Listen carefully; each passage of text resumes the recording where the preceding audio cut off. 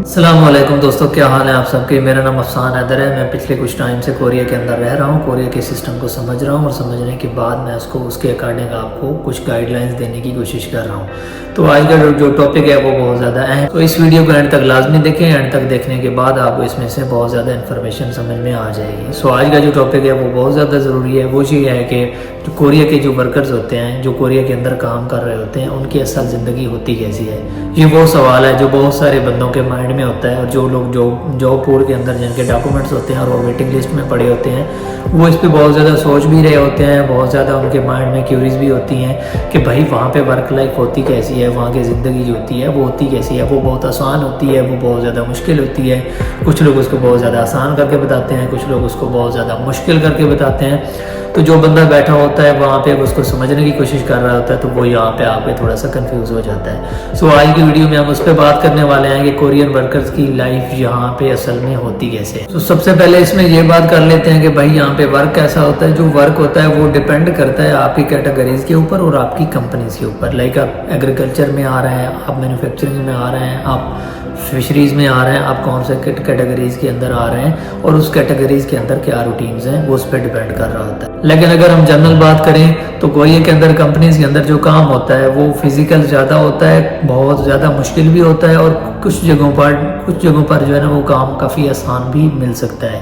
یہ ڈیپینڈ کرتا ہے آپ کی قسمت کے اوپر کہ آپ کو زیادہ فزیکل کام کرنے کی جگہ پہ آپ آ گئے ہیں، یا جہاں پہ تھوڑا سا کام آسان ہوتا ہے۔ اگر جنرل بات کریں تو 80 to 90% جو کام ہوتا ہے وہ فزیکل کافی اچھا ہوتا ہے، لائک کافی ہارڈ ہوتا ہے، لیکن آپ اس میں جب کام کرتے ہیں پہلے تھوڑے ٹائم پہ آپ تھوڑا سا اس میں آپ کو مشکل ہوتی ہے، لیکن جب آپ اس کو زیادہ ٹائم گزارتے ہیں تو آپ اس کے اندر یوزڈ ہو جاتے ہیں، تو آپ بھی اس روٹین کے اندر ایڈجسٹ ہو جاتے ہیں۔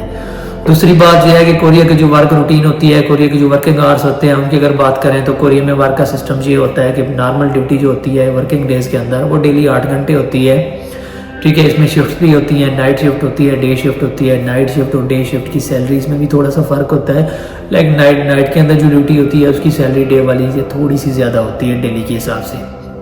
8 گھنٹے ڈیوٹی ہوتی ہے، اور ویکنڈ جو ہوتا ہے سیٹرڈے سنڈے وہ 2 چھٹیاں ہوتی ہیں۔ لیکن بہت ساری کمپنیز کے اندر جو میجر کمپنیز ہوتی ہیں ان کے اندر آپ کا اوور ٹائم لگتا ہے، اور وہ ڈیلی کے حساب سے بھی ہوتا ہے اور وہ ہالیڈیز کے حساب سے بھی ہوتا ہے۔ لائک ڈیلی میں بھی آپ کا جو ہے نا وہ 8 سے 12 گھنٹے تک کام ہو سکتا ہے، ڈیپینڈ اپان آپ کی کمپنی اور آپ کی کمپنیز کے اوپر جو کام کی ڈیمانڈ ہے اس کے حساب سے، اور ویکنڈ کو بھی آپ کا کام ہو سکتا ہے۔ اس کے علاوہ جو جنرل ہالیڈیز ہوتے ہیں ان کے اندر بھی بعض اوقات کام آپ کو مل جاتا ہے اوور ٹائم کی صورت میں، بعض اوقات نہیں ملتا۔ ایک اور بات جہاں پہ بتانا بہت ضروری ہے کہ سیٹرڈے کا جو ورکنگ آورس ہوتے ہیں وہ تو سیم ہی ہوتے ہیں، لیکن اس میں جو ہے نا وہ سیلری جو ہوتی ہے وہ سنڈے کا جو ٹائم ہوتا ہے اس کی تھوڑی سی زیادہ ہوتی ہے۔ جو باقی ویک ڈیز ہوتے ہیں اس میں اگر آپ اوور ٹائم کرتے ہیں تو اس کی سیلری اس سے سنڈے کی نسبت تھوڑی سی کم ہوتی ہے۔ تو یہاں پہ روٹین یہ ہوتی ہے فارمر ورکر کی، وہ صبح جلدی اٹھتے ہیں، اپنے گھر کے کام فائنل کرتے ہیں، اور فائنل کرنے کے بعد وہ دوڑتے ہیں اپنی کمپنی کی طرف، اپنے کام کی طرف۔ وہاں پہ وہ سارا دن کام کرتے ہیں، اور شام کو یا رات کو وہ واپس آتے ہیں۔ اور یہاں پہ تھوڑا سا کیونکہ نیا بندہ جو آتا ہے اس کے لیے ساری چیزیں انفیملیئر ہوتی ہیں، تو بہت زیادہ تھوڑی سی اس کو ڈیفیکلٹیز ہوتی ہیں سٹارٹنگ کے اوپر، کیونکہ نہ اس کو اس کام کی عادت ہوتی ہے، نہ اس روٹین کو فالو کرنے کی عادت ہوتی ہے، تو تھوڑی سی ڈیفیکلٹیز ہوتی ہیں۔ لیکن جب یہاں پہ 2-4 مہینے گزار لیتے ہیں تو پھر آپ کو جو ہے نا وہ اس میں ایڈجسٹ ہو جاتے ہیں، آپ کو یہ یوزڈ ہو جاتے ہیں، آپ کو اس میں آسانی لگنے لگ جاتی ہے۔ اب بات کر لیتے ہیں یہاں کی سیلری کی۔ یہاں کی جو سیلری ہوتی ہے وہ ہر سال کورین جو گورنمنٹ ہوتی ہے وہ ایک جو ہے نا وہ فائنل کرتی ہے کہ منیمم ویج یہاں پہ کتنی ہوگی۔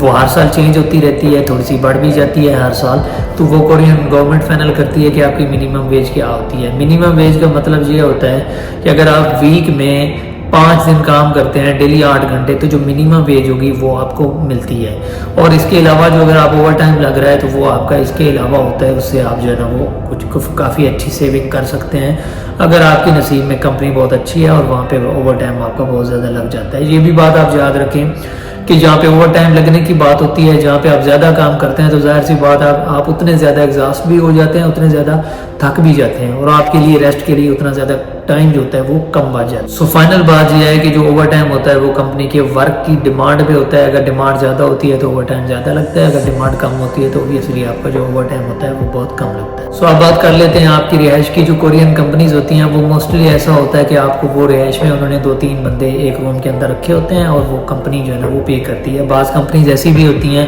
جو رہائش وغیرہ کی پیمنٹ آپ سے بھی ڈیڈکٹ کرتی ہیں, بعض کمپنی ایسی بھی ہوتی ہیں جو آپ کو خود سے فراہم کرتی ہیں رہائش. تو یہ ڈیپینڈ کرتا ہے آپ کی کمپنیز کے اوپر. اب بات کر لیتے ہیں چیلنجز کی. چیلنجز جہاں پہ یہ ہوتے ہیں سب سے زیادہ کہ آپ فیملی سے دور ہوتے ہیں, آپ گھر والوں سے دور ہوتے ہیں, آپ اپنے کلچر سے دور ہوتے ہیں اور اس کلچر سے انفیملیئر ہوتے ہیں, تو آپ کو ان کا کلچر بھی اڈاپٹ کرنے میں بہت زیادہ ٹائم لگ جاتا ہے اور ان کا جو ورک روٹین ہوتی ہے اس کو اڈاپٹ کرنے میں بھی ٹائم لگ جاتا ہے. پھر دوسری چیز یہ ہوتی ہے کہ جو میجر ڈفرینس ہوتی ہے وہ یہاں کے کھانے کا ڈفرینس ہوتا ہے.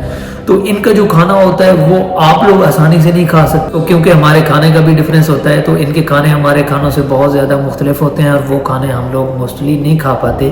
سو موسٹلی یہ ہوتا ہے کہ ہمیں اپنی کوکنگ بھی خود کرنی پڑتی ہے. تو جب ہم اپنی کوکنگ خود کرتے ہیں تو ہمارے کام کے اوپر اور زیادہ اضافہ ہو جاتا ہے.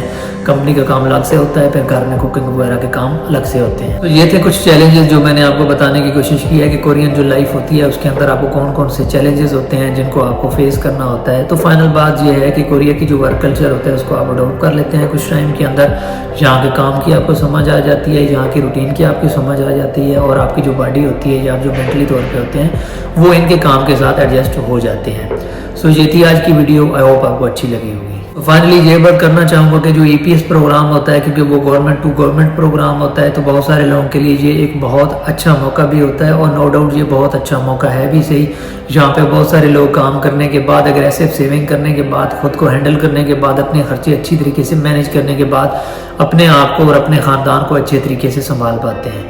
سو آئی ہوپ کہ آپ یہاں پہ پہنچ کر آپ بھی اگریسو سیونگ کریں گے, اپنے فائنینشیل گولز کو اچیو کرنے کی کوشش کریں گے, اپنے اور اپنے گھر والوں کی لائف کو بہتر کر لیں گے. سو کنکلوڈنگ بات یہ ہے کہ کوریا کی جو لائف ہوتی ہے نہ تو وہ بہت زیادہ مشکل ہوتی ہے اور نہ بہت زیادہ آسان ہوتی ہے. آپ جب یہاں پہ آتے ہیں تو اس فرق کے اندر آپ ایڈجسٹ ہو جاتے ہیں اور آپ اس میں گھل مل جاتے ہیں. پھر آپ کو اتنا زیادہ فیل نہیں ہوتا. شروع کے دن آپ کے لیے تھوڑے سے مشکل ہوتے ہیں لیکن جب آپ یہاں پہ 2-4 مہینے گزار لیتے ہیں تو پھر آپ ان کے کلچر کے اندر ایڈجسٹ ہو جاتے ہیں. اصل حقیقت یہ ہے کہ یہاں پہ جب آپ آ جاتے ہیں تو یہاں پہ آپ کو محنت بھی کرنی پڑتی ہے, لائک یہاں پہ محنت بھی لگتی ہے لیکن محنت کا آپ کو صلہ بھی اچھا مل رہا ہوتا ہے. اگر کوریا کو آپ باقی کنٹریز کے ساتھ کمپیئر کریں تو جہاں کا سسٹم جو ہوتا ہے وہ بہت زیادہ شفاف ہوتا ہے کیونکہ وہ گورنمنٹ ٹو گورنمنٹ ہوتا ہے اور کہ جو بھی آپ نے یہاں پہ جتنے بھی ایکسپینسز کرنے ہوتے ہیں وہ اپنے گورنمنٹ کو ہی پے کرنے ہوتے ہیں. لائک اس میں کوئی بندہ انوالو نہیں ہوتا ہے جس کو آپ نے ڈائریکٹلی پیسے وغیرہ دینے ہوتے ہیں. سارا جو پروسیجر ہوتا ہے وہ گورنمنٹ کے انڈر ہوتا ہے, گورنمنٹ کے پروسیجر کے تھرو ہوتا ہے اور سارے جو آپ کے خرچے ہوتے ہیں وہ گورنمنٹ کو ہی سبمٹ ہوتے ہیں.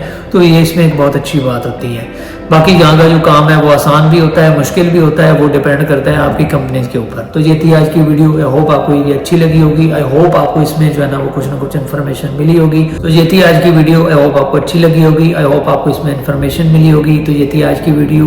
ملتے ہیں اگلی ویڈیو میں. اپنا بہت سارا خیال رکھیں. لائک سبسکرائب کرنا نہ بھولیں. اللہ حافظ.